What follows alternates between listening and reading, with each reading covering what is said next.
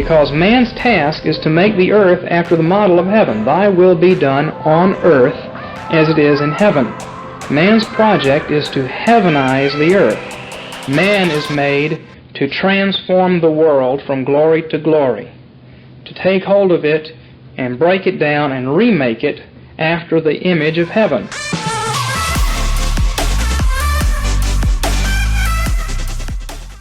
Welcome back to the Reformed Reset. My name is Grant, and joined with me is my beautiful wife, Erica, the weaker vessel. Hello, everyone. My bad. If you guys would, please subscribe to the YouTube channel right now and go down to the description below and check out all of our social media accounts. You can become a Patreon. There's a link to our merch store, all kinds of awesome stuff, guys. And, you know, when you follow us, when you share the episodes with your friends, and of course when you become patrons and subscribe and all that, it really helps us reach new listeners. So please share with your friends and anyone that you think would enjoy the episode. Yeah. This is going to kind of work as like a... Part 4? Sort of a part 4, sort of our like end of the month Q&A thing. Yeah, that's true. Because this is a listener question that we're going to chat about for a little bit here. Right. And it's related to the 3-part series we did. Well, and I have another listener question as well. So we've got 2 listener questions that we'll kind of tackle in this one. And it relates to our 3-part series we did when we reviewed Jesus Revolution and then talked about our journey from Calvary through Acts 29 and now in the CREC world, nice and settled and comfy. Worlds as well, yeah. Yeah, and that comes into play with this question today. One thing that we realized we didn't talk about or bring up in the last episode was how exactly we got to Maine, and we kind of left out. I can't talk tonight. Oh, left out right. Our Canada. That's right, experience. Our time in Canada. It was very short. Well, we've tried very hard to block that, time out of our memory, and I guess it's finally working. So, for those of you who don't already know, Grant was in Brooklyn in 2020. We were living in New York City when the world all decided to lose its mind during COVID. And Grant decided he was done with a military life and he wanted to do ministry, which is sort of what you always wanted to do, even starting back at Calvary. Right. And so you had finished a degree, or almost finished with a degree, right? Yeah, at that point. And at the time, our podcast, which was then called the Awakening Reformation Podcast, was in network with a pastor in Canada. And he had asked if you would like to leave the army and go to Canada to be his associate pastor, because their church was growing. And it had made it seem as though the church was growing, especially because they stayed open during COVID and all this kind of stuff. So we really thought that we were, in agreement on a lot of things. We thought we were going to a church full of like-minded Yes, we knew they were Christians. Baptist. But we agreed on like literally everything else: homeschooling, postmillennialism. They were, theonomic. And... I mean, just like basically literally everything else besides baptism. And so we thought, this could work. And then there was a long-term goal even of planting a CREC church possibly in that country. Anyway, so we were all in.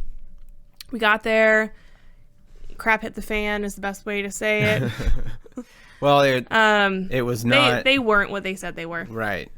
So whatever we had imagined or were led to believe, like, for instance, if we were led to believe that, there's tons of homeschoolers in this church, and that's, we're imagining like 80% of the church is homeschooler. Even half would have been good. Yeah, the reality was it was like 20% maybe. No, it was like 2 other families. So we quickly realized we were kind of sold a bill of goods and that our time here is probably going to be short-lived. There were lesbians taking communion. I mean, it was just a hot mess, guys. And so in the end, we realized it wasn't going to work for us there. And, without getting into the dirty details, Grant was fired 6 months in because he wouldn't go along with the nonsense. And he he got a job in the CREC at a little church in Oakland, Maine, and here we have been happily since. That's right. So almost 2 years. we give you that little bit of history,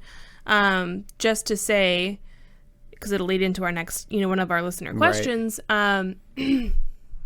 We've really run the gamut with our true theological background, and all of our views don't come from like us thinking, oh, we're so pious, we're so smart. We've lived like what feels like 1,000 lives. I know. In a very short amount of time. True. And yeah, and all of our views have not come from being raised in only one stream of Christendom, like one denomination from birth till now. And so it's like, well, you might know your one tribe real well, but there's a whole lot more church out there. We didn't even get into my birth story, man. I mean, there's a whole lot of that we didn't even get into that's filled with cults and all kinds of stuff. So but it's like God's kind of taken us on this tour around all these different churches, and we've learned a lot of things along the way. Yeah, and we kind of talked in the last episode about truth and deconstruction and all this sort of thing. Mm-hmm. And just how... we know truth. All Christians should be constantly being sanctified and sharpening our knowledge and our understanding of Scripture, and so that's really kind of what our journey was all about. Is just, it sounds so kitschy to call it a journey, right? But what else do you call it? Right. But anyway, so the listener question. Do you want to recall what it was? The question was, how can the CREC best welcome those of other denominations like Acts 29 or the PCA? Because that seems to be where we are getting a lot of interest. Mm-hmm. Some Southern Baptists, but at least Acts 29 is predominantly... they would self-identify as Calvinistic and stuff, whereas that's not the case in the SBC. Anyhow, how do we best welcome them in? We don't want to just say no. There's only you can't sit with us. Yeah, you can't sit with us. No, you can, but what are going to be the guidelines? What's the wisdom that we need to walk in order to do that well? Because we don't want to become a gospel coalition where it's like, well, as long as you just kind of identify as reformed-ish, then we're good, because the CREC is known for being broadly reformed, and what that means for us is we accept churches that hold to different reformed confessions. Mm-hmm. So you have to hold to a reformed confession to be a member, and you also have to hold to the first 3 ecumenical creeds. And with that latitude, so you can hold the Westminster, you can hold 39 Articles, you can hold the 3 forms of unity, which is like the Dutch Reformed Church, because there is so much agreement in those documents across the board, right? So you just kind of pick the one that best suits your convictions. You're not going to find massive differences. And that has worked very well. Right. I think probably up until recent years, and then COVID really has sort of drugged the bottom of the lake, and things are coming to surface that we didn't necessarily know were down there.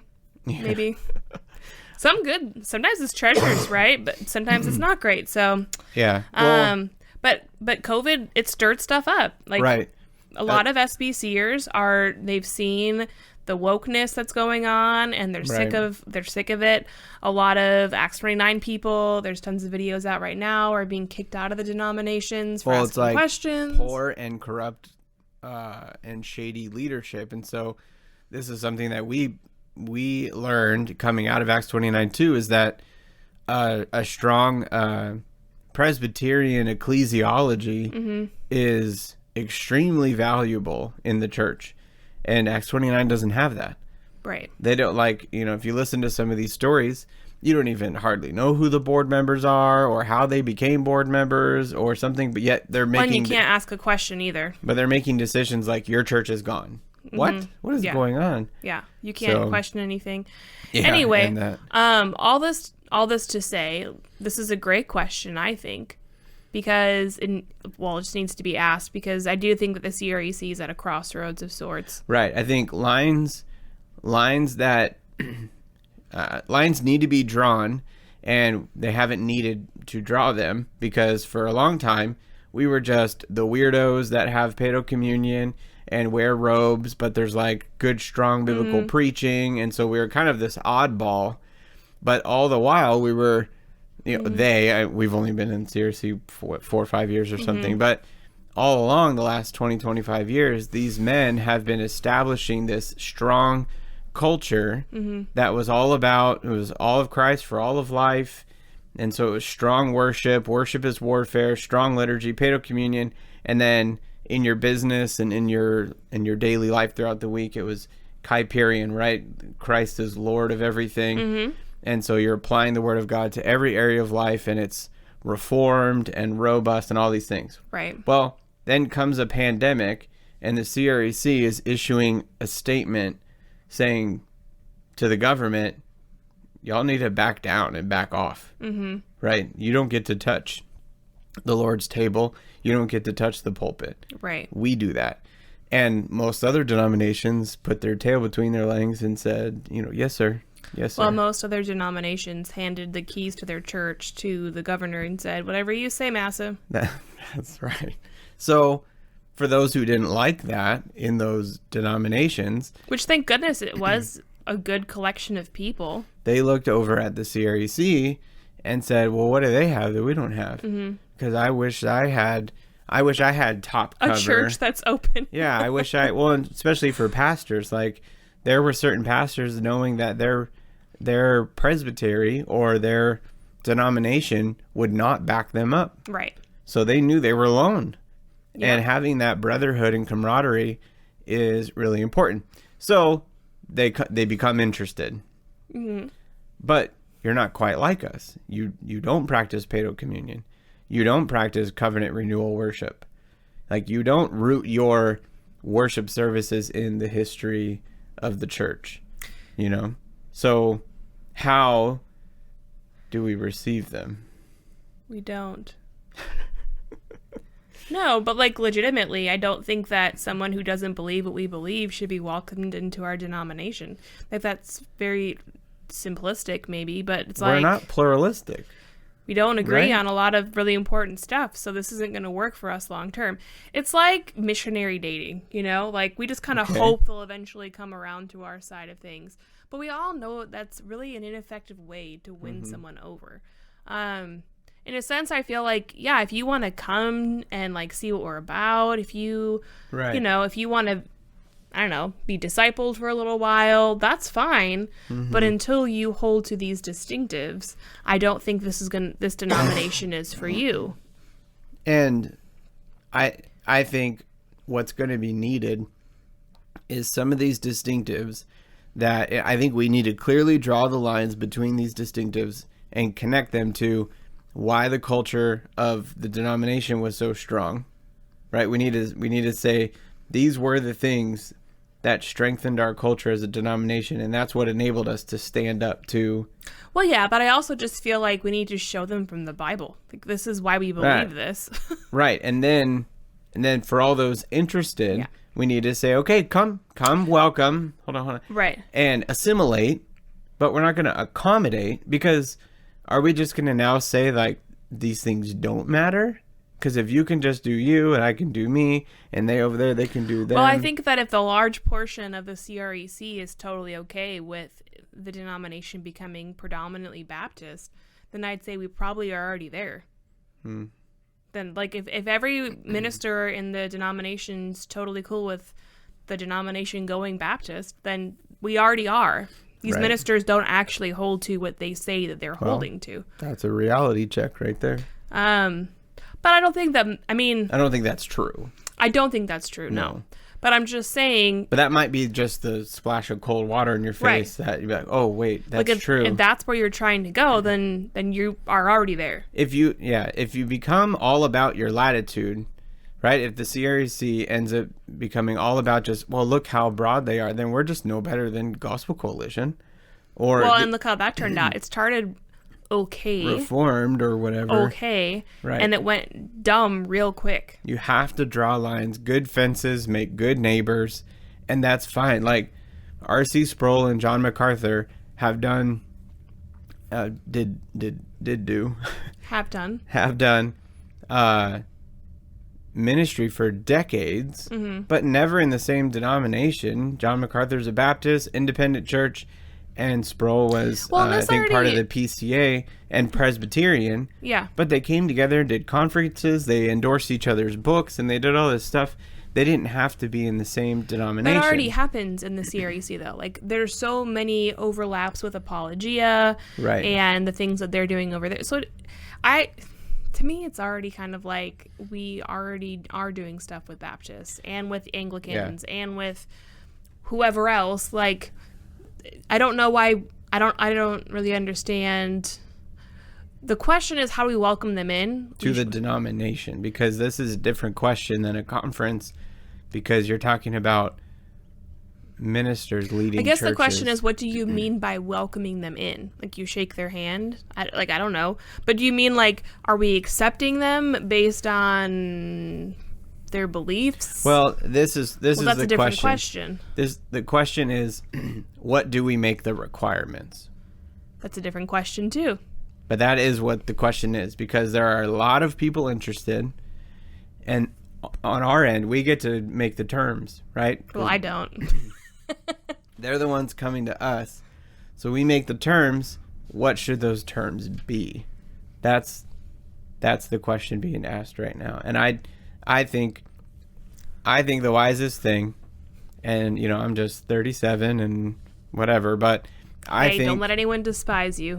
I think we need to mark out those things that we think are distinctive of our culture, which I think is the worship, which is the covenant renewal worship, the post-millennial eschatology, paedocommunion, paedobaptism, obviously. And we just need to recognize that these are the things that make us distinct from the other denominations that people are running from. Right. We can't just say, oh, well, we're like that disaster denomination in all these ways. So then that's the threshold, or that's the... Well, and at some point, like, you're ludicrous. gonna have two sparring denominations both wanting to come into the CREC, and then there's gonna be conflict there even. Like, there's no good way of doing it. So I say if they want to assimilate into CREC culture, then you welcome them in. Right. And if they don't want to, then stay where you're at, because you seem to be more than happy with the doctrine that's being taught in your denomination. So why would you join ours? When we were talking about this, you made a good analogy between the people leaving California and going to Texas, and or Florida or Idaho or whatever, and how you're leaving the terrible policies and the overpriced everything, the taxes and stuff, to come to a state that's flourishing, and you're not, and you have to recognize why this place is flourishing and why this place is not. Right. And just now I thought of, this is the same with the immigration debate, because people come to America. Why? Because it's prosperous and it's better than where they came from. So why are we not telling them, okay, you must assimilate to our culture? Right. If we don't, then our culture is destroyed and it turns into what they just ran from. So we have to set up lines like, no, you have to be Paedo-Baptist, or you have to practice paedocommunion. Well, and someone would say, but they've not required. Then wait. Then just hold off. Come in, become our friends, wait and hold off, study. No, I mean, but in times past, they've not required people to be Paedo-Baptist. So why all of a sudden now would you change the rules? There wasn't any interest. Or there was, and when Baptist churches realized that they would have to accept the legitimacy of infant baptism in other churches, because they would have to receive transfer membership, they said, oh, that's a bridge too far. Right. But now it's not. Because now it's like we can disagree on baptism, but we know that the CREC will have our back in the next pandemic or whatever. And that's more important for a lot of Baptists right now. So yes, there's bigger fish to fry. So as long as you let us just practice our Baptist stuff at our church, and then we'll at least recognize those from other churches. They sort of compromise. And a lot of people feel, though, that this is going to cause the CREC to just splinter, right? Yeah, definitely. In which case, I say so be it. Well, and again, that sounds mean, or it sounds dismissive, of the unity of the whole, but why does it have to cost unity? I don't understand. You lose unity, though, if you start dropping all of your borders. Like, then you're not a thing. Well, none of you agree on anything. And once again, just from our past, like, I can tell you from experience, you can't just say things that are as massive as baptism aren't going to cause issues. They are going to cause issues. No, there's so much theology wrapped up in your view of baptism, ecclesiology, and how you practice the Lord's table, and how you set up your worship service, and even something like music. Because if you don't view the entire worship service as worship, which I know sounds redundant, but like if you don't view the music part as important as the sermon part, then you could totally have a chick leading worship. Right. Leading worship meaning leading the music. Leading the music part. If you don't recognize that from the call to worship. And I worship. promise you bring Baptists in, that's going to start happening. Yeah. Well, again, you have to go back to realize what are these people coming out of, and what was it distinct over here that made them different. And so, do you remember that one family, like super homeschooled family? But like in a good way, not in a bad way. Okay. We called them the Von Traps because there was like a bajillion kids and they all played some instrument, and they led worship for the Acts 29 church in Fayetteville. Right. And like they were children leading worship.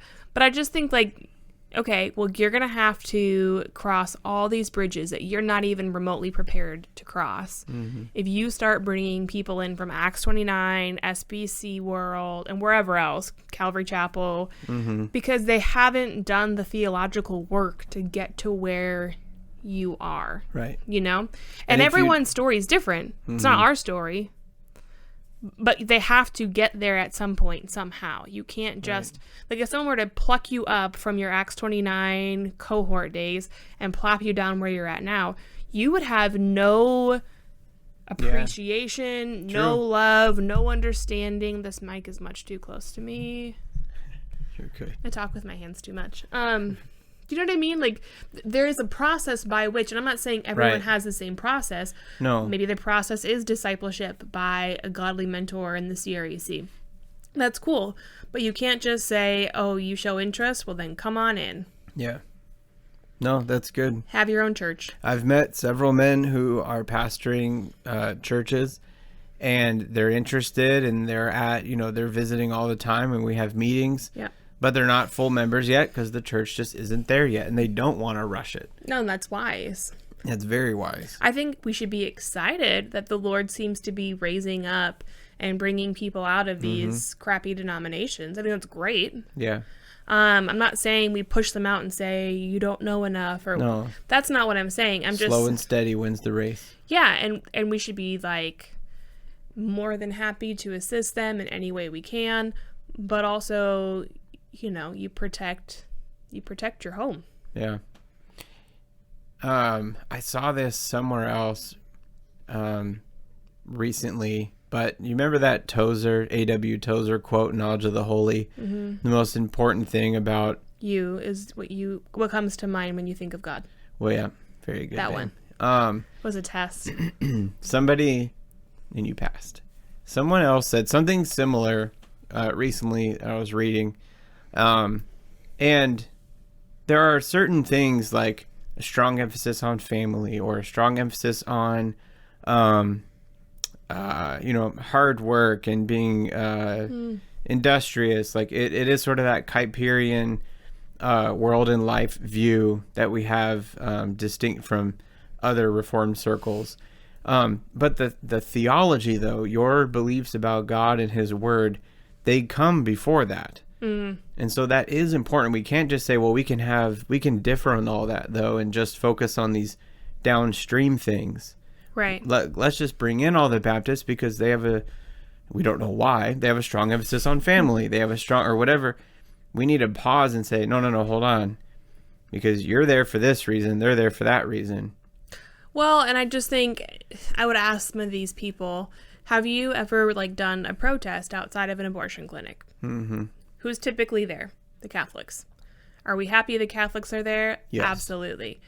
But even in your methods of protesting, does it look incredibly different between us and the Catholics? Right. It looks incredibly different. Yeah. And that's because we view the world fundamentally different. Right. Yep. And that doesn't mean that I don't think Catholics are saved or Catholics aren't doing good things. Or that they shouldn't be out there. Yeah, of course not. I'm super thankful they are. But we can't worship together. Right. It's not going to work. Right.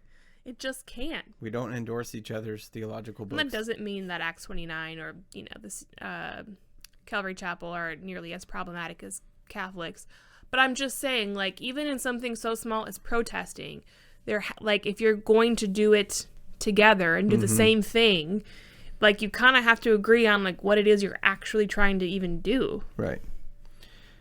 No, that's really good. And my fear, too, is if people are joining churches just because of political climate, then they're not rooted in their church for a good reason. Well, we said this about a lot of churches that expanded rapidly during COVID and whatnot, that they're taking in people from different churches, different denominational backgrounds, and it's because all these other people's churches closed down. So the people who are faithful in those churches were looking for open options church. were limited. Yeah, and they went to whoever church, which is great. You've got congregation members coming and the church is growing. But at the same time, if the only thing that unites you is your hate for the government, oh man. Right. You're in for it as a pastor. Yeah, they're not, and that's what I'm saying. They're not united for the right reason. For theological reasons. Right. You're not, or Christ, for what you believe about the gospel. We're united because we believe in, a reformed understanding of the gospel and the world. No, it's just because, let's go, Brandon. Yeah, and the CREC has done a wonderful job at showing that if we want the culture impacted, then it starts in the churches and it starts in families. Yeah. And how we worship in church is how we actually fight. Worship is warfare. So if we think that how we worship matters, which I know everyone does, every minister in the CREC does believe that. If it's the how we do it, we can't just do whatever we want. Right. That there actually is a prescribed way to do worship. That's going to impact culture. Then I think, how can we be letting in people who don't even agree with us? What is the mission even? Yeah. So if they're willing to assimilate, these people are willing to assimilate. They're willing to be taught, be discipled, to sit and learn. I think it's great. Right. And you welcome them with a handshake. If they just want to come in and insist on their own way, then I think we should show them the door. Right. Because it's going to be trouble. This isn't going to work. This relationship's not going to work. And that's not the attitude of a minister that you want to be doing ministry with. Well, it's just impossible to even work with anyone on any job. Because then you never know what might come up, but you already know that person is prideful and stubborn and not willing to yield. Yep. As James says we ought to be. Yep. What do we say? Assimilate, don't accommodate. Yeah. And what was the other one that we said colonize, don't compromise. Yeah. We don't need... Yeah. Can you imagine people hate Christian nationalism? We start talking about colonizing. I know. Oh, man. Yeah. So I think it's great. I think it is a work of the Lord that is shaking all of these denominations up. But that means men must rise up and be strong and firm and don't start weaseling because, that might mean we lose some interest from people. Who cares? Yeah, I think it was Doug who just put out a blog recently where he talked about you need to be able to put and whatever it is on the altar, be willing to put and, whatever project you're working on, your church, whatever, put it on the altar and say, the Lord can take it completely and I'm fine with that. Or he can bless it and multiply it. Either way, it's a massive paraphrase. But I'm just saying, with the interest in the CREC, I think it's totally okay to draw some black lines and say, if you want to be about it, be about it. You have to cross this line. But if the Lord wants to just, take all that interest away and we stay the same size forever, then I think we need to be okay with that too. Right? And again, I say this because we've gone through a couple of churches where they tried to have diversity on the elder board and it just doesn't work. The Canada thing just doesn't work. Any church we've been to where they tried to do diversity, it didn't work. Yeah, that's true. There was not unity. Yeah. And that seems to be a weird thing that people want all the time. It's like, we need to have differing opinions on our elder board. Why? Why would you want intentionally to have mom and dad have different views? Intentionally have strife or contentions or something? It's a very weird thing. Actually, it's a very woke concept, really. That's what it is. Okay, one last question before we have to go. Okay. Out of all the denominations that we have a history with, okay, are there some that you could still recommend to someone, if that was the only option, wherever they were? Or are there some that you would say avoid at all costs? Oh, well, actually, I would avoid Southern Baptist Convention. I would avoid the Acts 29 network at all costs. Probably other ones similar. I don't know a whole ton, but when it comes to the PCA or the OPC, or even the URCNA, or the CRC,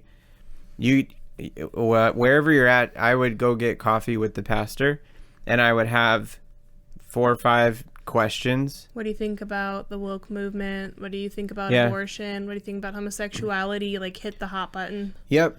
And see how bold he is, because even how he answers your question. What do you think about Doug Wilson? Because you could ask. What do you think about Grant Van Brimmer? Yeah, say who? And you could say Federal Vision, I suppose, but just asking, what do you think of Doug Wilson? I think if you ask some diagnostic questions and you see how he answers, just use some wisdom, be discerning, and just don't be afraid to nitpick, because it is a very big deal to vow yourself to a church, and so make sure that you know what you're getting, because you don't want to join and then you're a huge fan of CREC stuff and the ministry and that type of thing, and 9 months in you realize your pastor absolutely hates him and wants you to stop reading it, stop sharing Christ Church sermons or something on your Facebook. Or I saw you shared that blog video or that Theopolis video. Those guys are heretics and whatever, and you're like, oh boy, what am I in now? Right.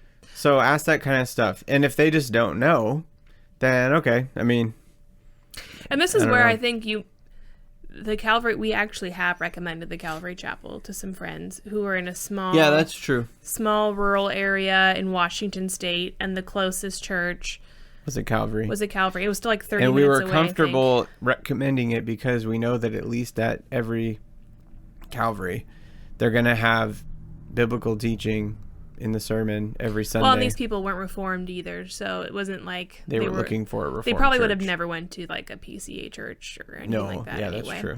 But we were comfortable sending them to a Calvary Chapel. Yeah, but with PCA, with all those other ones I mentioned, you have a wide spectrum from, CRC will ordain women in certain, they don't call it presbyterian classes, but in some classes they'll ordain women. So you can ask that one right away with CRC churches. But the other Presbyterian ones, you can have not woke, but super Doug Wilson hater to woke and Doug Wilson hater, or you can have, it's all over the map. Yeah. I mean, in some PCA churches, it's a whole revoice, side B sexuality thing happening. Yeah. So it really is This is what we're trying to prevent in our denomination, right? We don't, like when someone says, oh, here's a CREC church in your area, you want to be able to freely say, great, go to that church. And like, we know you'll love it. We know what they believe, basically. But you know what? There is a lot of CREC churches that are starting, a lot of church plants. So you can hit up the CREC presiding minister of council, Pastor Virgil Hurt, because he knows all the info about the little plants that are popping up. I just learned about another one the other day. So, Where was that one? That was Columbus, Georgia. Oh, cool. Out by Fort Benning. So, yeah, I mean... if anyone out there is looking for a church and you think you'd agree with us, mostly theologically... Yeah, hit us up. And you're looking, like... we'll help you. We'll try our best. Grant has a lot of connections, not only in the CREC, but other denominations as well. More than happy to try to connect somebody. And you can even just send out like an email to the elders in the CREC. Hey, does anyone know of anything in this area? Yep, happens all the time. So. Yeah, so anyway, I assimilate, don't accommodate, colonize, don't compromise. That's where we come from. Bumper stickers coming soon. Guys, we love Baptists. We really do. This is not like a personal thing. Like, I love Apologia. We have some Baptists that are coming into membership at our church on Sunday, hopefully. And I'm just like, we love them. Yep. This is like, I love 100%. Sheologians. Like, I literally, like, it is not, there's not one part of me who has anything besides love and admiration for them. Right. But I also know that they would say the same thing about me. They don't want, like, they don't believe what I believe, and they wouldn't want you to go baptize their kids. They wouldn't appreciate that. Right. What we're strictly speaking about mainly is ecclesiology. We're talking about how we do church and do church denominations. Okay, so can I say one last thing? We really have to go. I know. But the thing that we can't do is make emotional decisions. 100%. Which is what is so hard not to do when it comes to things like, you know, politics and religion, especially. Well, it matters a lot. And it does matter. And it can feel very emotional. Mm-hmm. But ultimately, you make decisions based on principle, not emotion. Right. You must. And so when we talk about things like we don't want the Baptists in or whatever, like you might hear us saying it like that. And in reality, it's not like that at all. It's just that principally, they don't agree with how we want to do church. So how are we going to do church with them? Right. Like it's so simple. Yeah. We're talking about it on a principle level, not because they're unbearable people to be around. No, actually, sometimes I prefer them over some of our own people. But it's like, but the emotional thing is what gets everyone all stirred up, and everyone's emotions get going, and everyone wants to seem super nice and not rude. And it's like, it just doesn't, it doesn't have to be personal. It's not personal. Yep. None of this is personal. No, it's really good. Anyway, we got to go. All right, y'all. You know, let us know in the comments below, or send me, you know, a DM somewhere, Instagram, Facebook. I'm more than happy to chat with listeners about these things. A lot of important decisions, you know, that people are considering and thinking about. Oh, and also we put up our Eastertide Advent devotional. That's right. Go to our website, Holy Eastertide. What is our website? takeholdstudios.com. Takeholdstudios.com. Go click on the little, you know, lines to drop the options, and you can see y'all. Take Hold blog, and it's right on there. Holy Eastertide. You got 7 days of devotions, scripture readings, recipes, desserts recipes, and cocktail recipes too. So go get it. Go invite people into your home and host Easter. Yes. All right. Till next time, take hold and reorder creation by first reforming your home. This has been the Reformed Reset. But on the basis of grace and on the finished work of Jesus Christ, the project is back and forth, and the destiny of a new transformed world is assured.